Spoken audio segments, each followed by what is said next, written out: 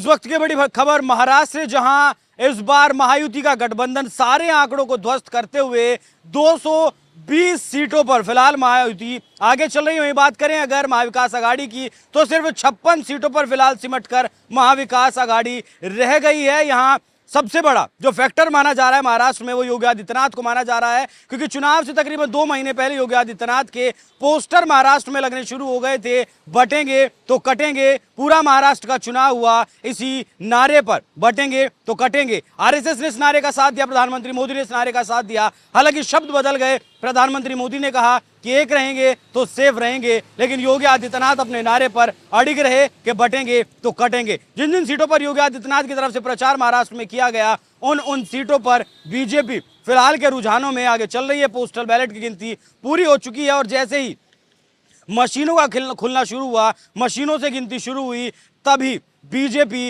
एक bumper lead लेती हुई नजर आ रही है। 220 सीटों पर फिलहाल बीजेपी आगे चल रही है। वहीं उत्तर प्रदेश की अगर बात करें, तो जहां योगी आदित्यनाथ की साख पर सवाल उठाए जा रहे थे, नाक का मुकाबला बताया जा रहा था, कहा जा रहा था कि अखिलेश यादव और योगी आदित्यनाथ की साख की लड़ाई है। उस साख की लड़ाई में कहीं ना कहीं योगी आदित्यनाथ जीतते हुए नजर आ रहे हैं। 7 सीटों पर उत्तर प्रदेश में बीजेपी आगे चल रही है। करहल की अगर बात करें, तो तेज प्रताप यादव वहां से चुनाव लड़ रहे हैं। अखिलेश यादव के भतीजे, वो तकरीबन 6000 वोटों से आगे हैं। और सीसामऊ से अगर बात करें, तो इरफान सोलंकी की पत्नी नसीम सोलंकी तकरीबन 10,000 वोटों से आगे हैं। मीरापुर की अगर मैं बात करूं, तो जहां सबसे ज्यादा चुनाव के दौरान बवाल देखने को मिला था, उस बवाल के बाद भी मीरापुर में आरएलडी आगे है। मतलब बीजेपी और आरएलडी वहां गठबंधन के साथ चुनाव लड़ रही है। खैर की बात करें तो बीजेपी आगे है, गाजियाबाद की बात करें तो बीजेपी आगे है। कुंदरकी में बहुत बड़ा उलटफेर देखने को मिला है, जो मुस्लिम बहुल सीट है, तकरीबन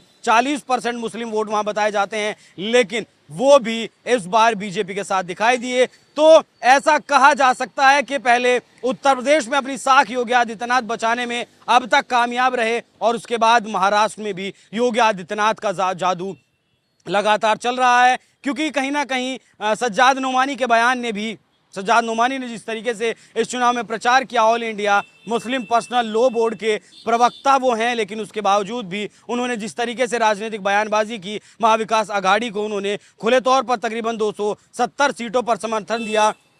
उसके बाद ये सारा चुनाव पलटा और कहीं ना कहीं ये चुनाव योगी आदित्यनाथ वर्सेस सज्जाद नोमानी भी हो गया था। उसी का ये नतीजा देखने को मिला कि महाराष्ट्र में, अगर पिछले चुनाव की बात करूं, 2019 के चुनाव की बात करूं, तो 105 सीटों पर बीजेपी जीतने में कामयाब रही थी। 156 सीटों पर, माफ कीजिएगा, 56 सीटों पर शिवसेना उद्धव ठाकरे जीतने में कामयाब रही थी। देवेंद्र फडणवीस को मुख्यमंत्री बनना था, लेकिन उद्धव ठाकरे की जो महत्वाकांक्षाएं थी वो जागी, और फिर उन्होंने शरद पवार के साथ जाकर, कांग्रेस पार्टी के साथ जाकर ये गठबंधन किया और 2.5 साल के मुख्यमंत्री बने। उसके बाद वोटों पार्टी में टूट हुआ, एक तरफ शरद पवार की पार्टी टूटी, दूसरी तरफ उद्धव ठाकरे की पार्टी टूटी। और लोकसभा चुनाव में जिस तरीके के नतीजे सामने आए, उसमें ऐसा लगा कि कहीं ना कहीं विधानसभा चुनाव में महायुति के लिए ये मुश्किल हो सकता है, और शिवसेना का जो वोट है वो किसे ट्रांसफर होगा, वो उद्धव ठाकरे के पक्ष में जाएगा, या फिर जो बाला साहेब ठाकरे की परिपाटी पर